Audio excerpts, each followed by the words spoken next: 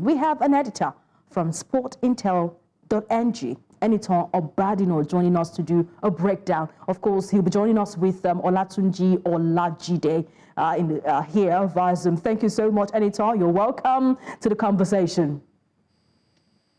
Thank you for having me. It's a pleasure to be on. It's great to have you. And Olatunji, thank you so much for standing by with us. I'll begin with Enitan right now. Of course, Enitan, from Morocco's ambitions to host, to the fierce battles we are seeing right now in the group. This year's African Cup of Nations seemed to promise us a lot, to be a spectacle like no other. I'm expecting that. Do you also feel the same? What are your reactions to the group draws that was done yesterday? Absolutely. I think everything that has happened between Cameroon to Cote d'Ivoire has effectively built up to what we should look forward to at the AFCON in Morocco for 2025. We've seen so much good around Madagascar. We saw Comoros, who probably thought they were the whipping team. They are coming back.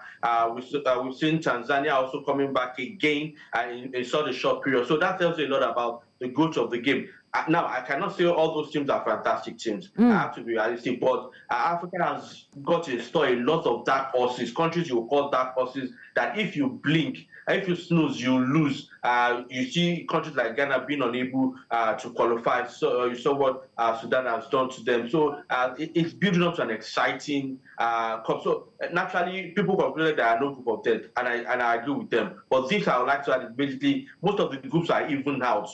You can easily say, let me point to this country and this country, but you know at the back of your mind that there are some shocks that will be pulled out from the likes of Comoros, like I mentioned. We're expecting a lot of big things from Sudan based on what they have done. We're looking at what Angola will bring to the fore. There are some exciting crop, and they play some exciting football at the last AFCON before losing to Nigeria at the knockout stages. So a lot of teams to look out for apart from the big boys. So it's an exciting draws that we watched last night, and of course we expect some high level of spectacle from the AFCON game, building up to a crescendo that everybody should enjoy. All right, of course, I'm also expecting a lot. But when asked about how he feels about this draw, having to face Tunisia, face Uganda and Tanzania, the new coach of the Super Eagles of Nigeria, Éric Chelle, he says, I'm not bothered. I have my attention right now on the match. Of course, World Cup qualifiers that will be coming up. And after then, maybe in October, we can talk about the African Cup of Nations. Let's listen to him. I will not do the talking alone.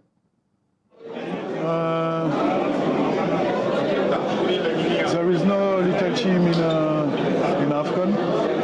You need to be focused. And I said a few minutes later, I'm focused on my player, on my team, and on March. We need to be focused on the qualifier, the World Cup qualifier, and after that, in October, we can think about the AFCON. But now we need to win 2 games in March. Let's go to the match. Anyone in the AFCON can win the tournament. But now I need to watch my player. I need to work with them. I need to stay focused. All right, Éric Chelle says, men mount. I mount for here. I'm not shaking at all. Olatunji, I will come to you right now. Let's see the previous run at draws for the Super Eagles of Nigeria. I remember before the 2019 African Cup of Nations, we were pitted in pot 1 and we got some tricky draws. Yes, we got Egypt, we got Cameroon, we got Tunisia, and also we got Morocco. Of course, that's in our pot there. But we're drawn in Group B against Guinea, Madagascar, and, of course, Guinea again, Equatorial Guinea. We have in pot 2, 2023, heading up to the 2023 African Cup of Nations, we had Cameroon, Mali, Burkina Faso, Ghana in our pot. Remember that the rankings made us drop to pot 2. We're drawn in Group A against Equatorial Guinea, Ivory Coast, and Guinea-Bissau.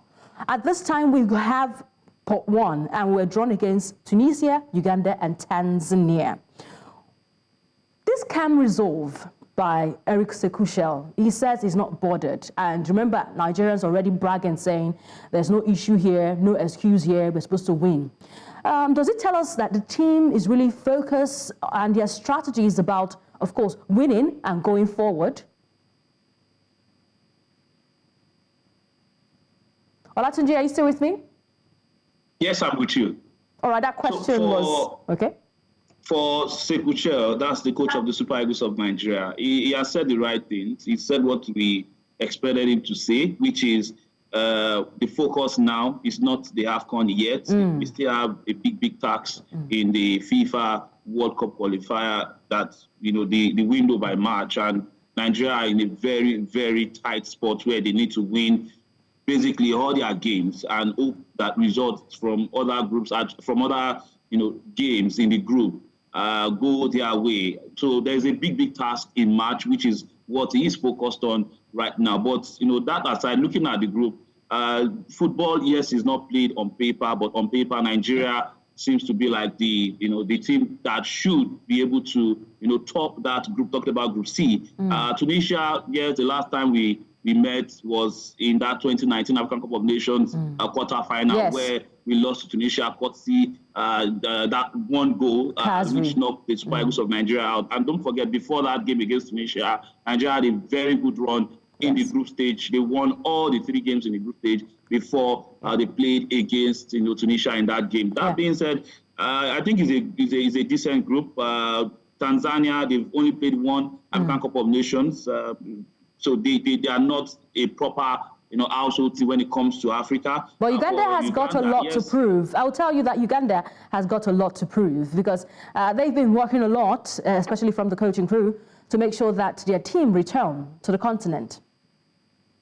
No matter, let me not say no matter, but Uganda have been working a lot. But look at the array of stars that the Super Eagles have. They have 2 African Player of the Year in that same team. And by the time this AFCON will come alive, which is December 2025 into January of 2026, we could have another Nigerian player in the running for the African Player of the Year. So we could have 3 Nigerians or a Nigerian retaining the African Player of the Year. You never can tell. Ademola Lookman is having a great season so far. So no matter, I don't think Éric Chelle would have any excuse not to progress from this group, no matter whatever other teams are going to do, no matter what Uganda would do, no matter what Tanzania would do, irrespective of what Tunisia would do, Nigeria should not be crashing out of the group stage that has Tunisia, Uganda, and Tanzania. Don't forget, 20 appearances at the African Cup of Nations. Nigeria has finished with 16 medals.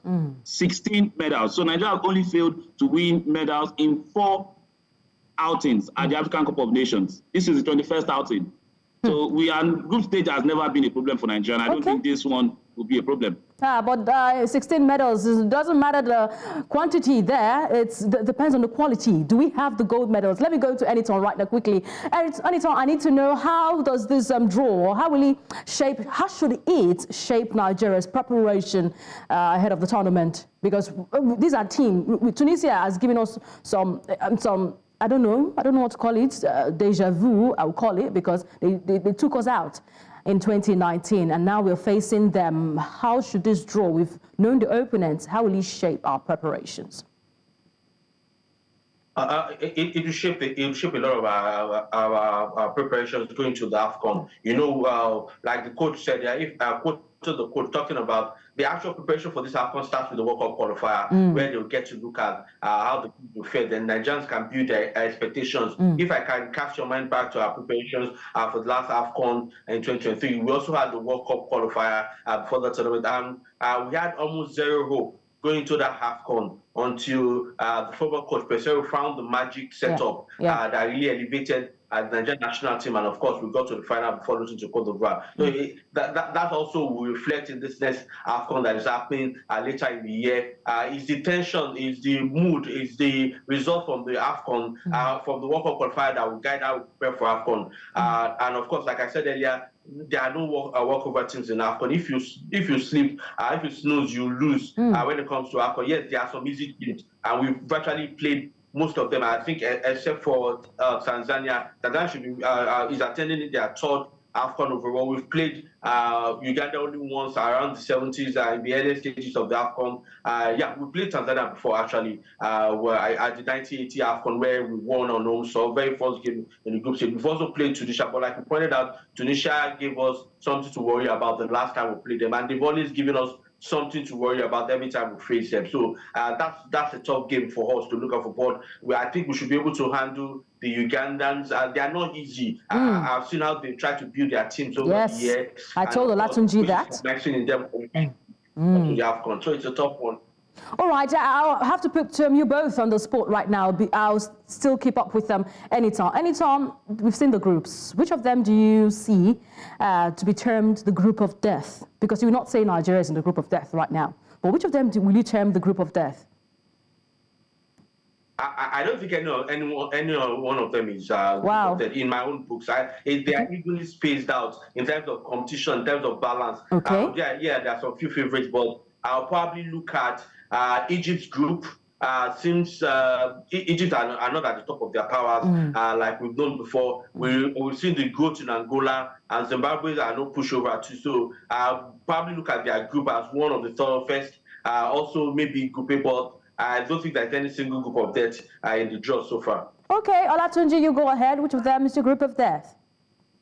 I think I'll go with him. Group B looks like the most difficult group because you look at Egypt, they have Salah. Now Omar Mamouche has signed for Manchester City, playing the Premier League. That is also something that will give the rest of the teams in that group, a big worry. And you look at South Africa as well. They are always there to compete, and the way they, the kind of journey they had in the last AFCON. Then Angola, Mambululu with that goal.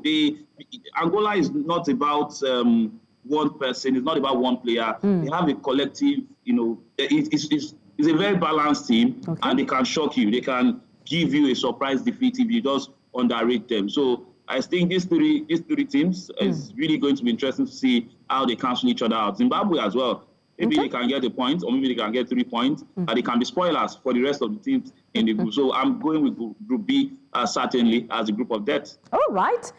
Group B for you. For anytime he says, I don't see any as a group of death. But we'll keep a close eye on this, heading up to December 2025, when this competition will kick off. Thank you so much, Eniton Obadino, who is a sport editor with SportsIntel.ng. We appreciate your thoughts on the show today.